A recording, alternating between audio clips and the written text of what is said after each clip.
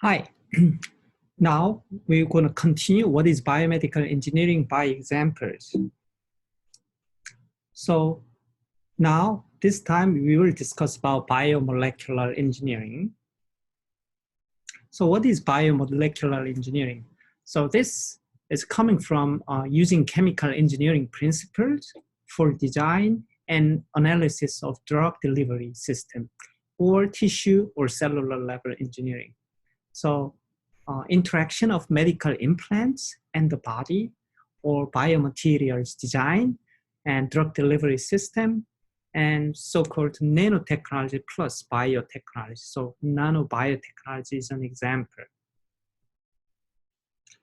So I'm going to introduce a discipline called tissue engineering, which belongs to related to biomolecular engineering. So the use of cells and biomaterials and biochemical factors to improve or replace biological tissue is called tissue engineering. Let's think about an example. So for example, artificial skin. How to create artificial skin if a patient has a burn injury and some part of the tissue or skin has to be replaced or regenerated, then maybe for the time being, we can create artificial skin, so which can protect the skin from infection and help regeneration and wound healing. So to create this, let's see one example. So we need a raw material. So the tissue is composed of cells, so cell and biomaterial and scaffold.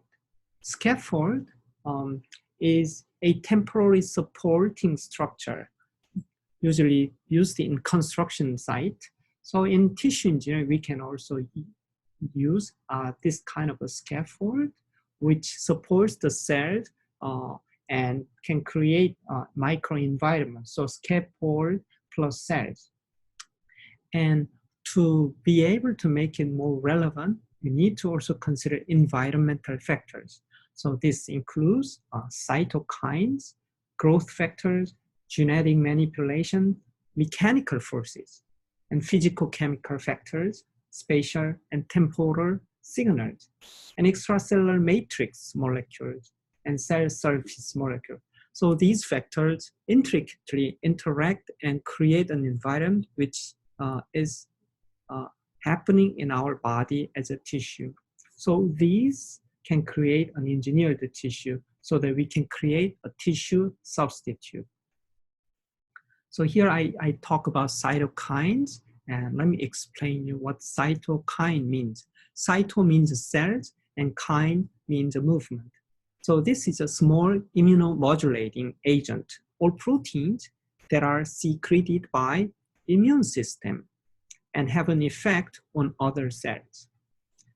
So these a bunch of factors we can control and provide environmental factor, and we can create tissue substrate. So how close we are from this artificial skin? I would say we probably cannot totally replace. So, but we can help promote repair and regeneration process of the tissue. So we call this as a tissue engineering construct. So the second example of biomolecular engineering, and I brought a picture from Wikipedia. This, like this Y-shaped tissue, is in fact a carotid artery. So everyone has, the heart sends out blood to through this artery. So there's a common carotid artery. One is going inside the skull, which is internal carotid artery. The other is outside of the skull, which includes the face. So this is an external carotid artery. And this is a site where atherosclerotic plaque can be formed very easily. So when you are having a health checkup, you could have ultrasound which measures this carotid artery, and then it actually sees if there's a plaque there, and that's a sign of problems because it can create the fluid, and this blood flow, it can interfere it. So it creates not laminar flow, but turbulent flow can occur. And sometimes doctors using stethoscope or other technique can actually detect this. So this is an example of common carotid artery, and one of these is internal and external carotid artery. So you can see there is a lesion over here. So this is an atherosclerotic plaque, and from a carotid endoarterectomy specimen. This sounds a little bit difficult, but this endo means endothelium, which means the lining of inside of blood vessel, and arterectomy means by cutting off, peeling off this endothelium to remove the plaque. So this is from the surgical specimen. And this is a problematic because you can see this part, if the tissue underneath the endothelial cells is exposed, then our body has a clotting mechanism to protect blood from leaking out of the our circulatory system. So that blood clot can form, we call it as a thrombus.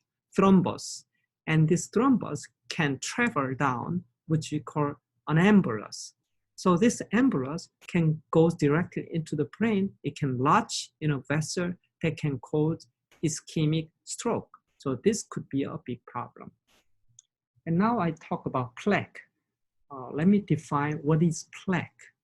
And you can see from this picture, plaque sometimes means a word ornament which we attach on the wall, such as this word. But in medicine, it's kind of attaching way, so it's similar, but we call plaque as a small patch resulting from local damage or deposition of material, such as this. Or when you go to dental clinic, they call a dental plaque, which is deposition, which is on our teeth. So in heart, plaque is very important. So this plaque in heart, especially the blood vessel which feeds our heart, can have plaque if we have underlying disease process. This plaque can rupture and cause myocardial infarction.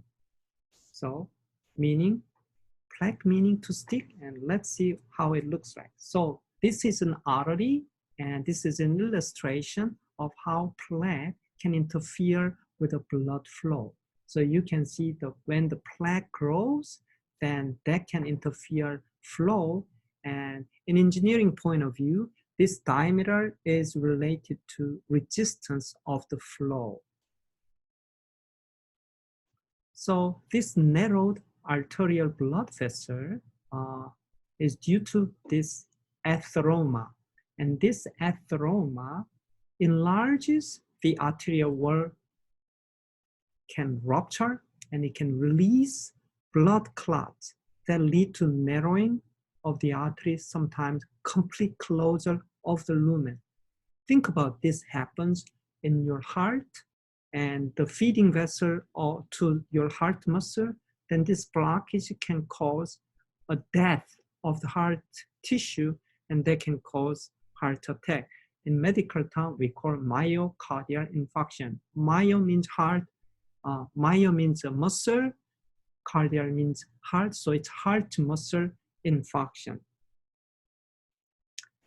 So another example of the plaque is atheroma, which I actually showed it here. So other words, atheromatous plaque. This is a buildup in the wall of an artery in the arteriosclerosis process. And another example you will hear about plaque in medicine is amyloid plaque. So this is an extracellular deposit of amyloid beta, which is believed to be the culprit of Alzheimer's disease.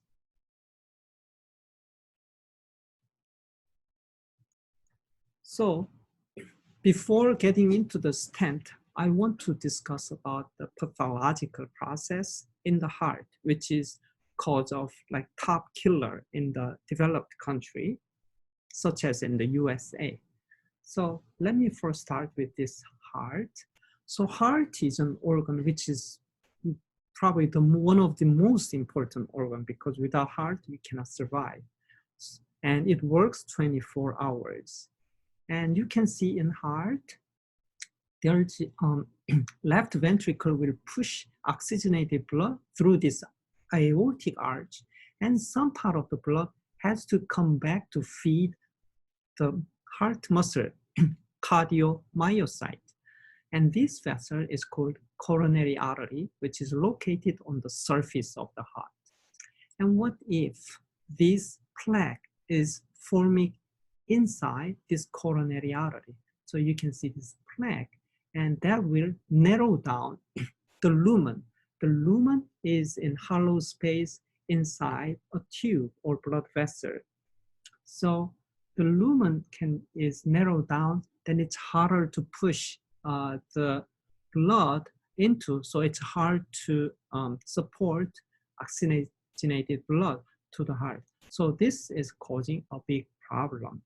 And not only with that, so you can see narrowed heart and plaque, and this narrowing down can cause angina to the patient. So my mom has an angina, which is a symptom that the patient will tell, like, elephant is pushing your chest. That kind of symptom is a sign that she or he might be suffering from this plaque formation and narrowing down of this coronary artery. So once we found this, we need to do something to enlarge, reopen this narrowed lumen again. So for that, humans, we developed various techniques. In some cases, we have to completely replace this part of the vessel by taking off a big vein in the patient's leg and then bypass this part. So that's called coronary bypass surgery. While less invasive procedure is this. So this is a catheter, and catheter is a medical thin tube that can be inserted into a body cavity, duct, or blood vessel. And by using this catheter, we can deliver stent, which is initially closed, and later on we want to use a balloon to expand so that we can open this plaque area. So this shows how to deliver stent with the catheter and through the guide wire, and you locate this. How do we see? We actually use X-ray to observe in real time what's going on. And then when we are placing in the right place, and we actually push pressure so that we expand the balloon, which will expand the stent as well. And then we suck the balloon, collapse the balloon down, and then withdraw this stent so that the expanded stent will remain here. So stent to widen this part of the artery, and it compress the plaque, and the blood flow now regained its normal flow. So this is compressed plaque, and you can see this widened artery and cross section of a stent. So the stent, if I define, is an artificial tubular structure which is inserted into a natural passage or conduit in the body to prevent or counteract a disease-induced localized flow. So there's a very interesting story about the stent. The Boston Scientific, a major company for stent, whose one person from there will talk about us. That stent is very difficult initially getting into the medical community, because previously without this, usually the surgeons will take this place and he or she has to do bypass surgery, which requires an open heart surgery. You have to open up your chest and expose the heart, and then bring this coronary bypass from the vein of the leg, and then you have to do this surgery, which is a major, major surgery. However, this stent technology, to bring this stent with a catheter, do not need to open the heart. It just goes through a part of the blood vessel, such as femoral artery. So only a small hole that goes into the artery and goes to the heart, through the heart, and finding out this affected area of the coronary artery and do it. So it uses our body's natural blood vessel or conduit. So you don't have to do major surgery. So this simplifies a lot. But initially, this has a lot of resistance in medical community because it hasn't been done before, and only gradually educating the surgeons who are open-minded and try this and figure out the troubleshoot, and then gradually people realize the benefits of this stent technology. However, there's a big problem. Of course, you can ask, look at this, stents is like wired, loosened wired structure. And what if, how long does the stent live? So the stent may sustain depending on patient. However, you look at this plaque can regrow and make this lumen narrow again. And that process we call as stenosis or re-stenosis in this case. And that has become a problem because you have to undergo this procedure again. So people think about this problem, then you need to attack why the plaque is growing and how to prevent the plaque from this stented part to regrow. So that mechanism is related to immunology and many parts of the fundamental of basic medical science. So people developed a new idea of how about putting a drug which is interfering this process and coat the drug onto the stent itself.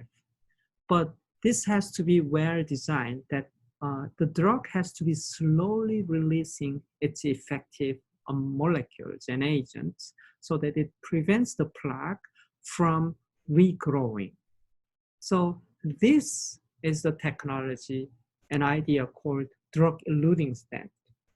So drug-eluting stent is you coat and the drug on the surface of a stent, which is usually metal, and controlled release of the drug will prevent the plaque from growing and prevent restenosis. So this is a wonderful idea. Now, even this is more expensive, many patients and many procedures actually use this drug-eluting stent. So elute means to remove by washing with a solvent. Now, let's change our gears to another interesting example of brain tumor. So there are a number of kinds of brain tumors. One of the most dangerous one is called GBM, or Glioblastoma Multiforme. So this malignant glioma, do you know what the mortality rate if one gets this glioblastoma multiforme? It's 100%, and it can kill the patient pretty quick. So this is a major challenge in medical society. And one of the problem is when you have a drug, either orally or IV, the drugs do not usually get into the brain parenchyma, which is the tissue itself of the brain, due to our natural mechanism of blood-brain barrier. Because of this, it's hard to deliver drug properly in the location. And so one of the MIT Institute professor, Bob Langer, while discussing with clinicians, he's got a good idea. So how about directly put the drug into the tumor site? After the surgeons remove the tumor, why don't we just put the drug onto the site and slowly releasing the drug over time, which can kill the remnant tumor? Because the GBM procedure, the surgeons goes in and then try to look for the tumor and tumor boundary. He actually resect the tumor. The problem of this malignant glioma tumor is the boundary is not well defined. And so it's almost impossible to find out all the tumor cells with the margin clearly defined. So there are gonna be remnant tumor cells which will eventually regrow and kill the patient. So this glider is a small disc or wafer structure where you put the drug in and then control release of the drug over time. And in this case, glider has a calmustine, which is an alkylating agent which prevents DNA replication in the treatment of malignant gliomas. So this was the only treatment for malignant glioma approved by the FDA and the European Medicine Agency. So in 1996, FDA approved this GBM treatment, the use of glider. So how do we do it? After surgical resection of a brain tumor, up to 8 wafers or discs of these are placed in the tumor resection cavity for a controlled release of local high dose of chemotherapy drug to the surrounding tissue to eliminate the residual tumor cells, such as this allows no need to cross the blood-brain barrier through other routes of drug administration. So here's a schematic how to do it. Up to 8 biodegradable discs are implanted in the brain cavity after the surgery.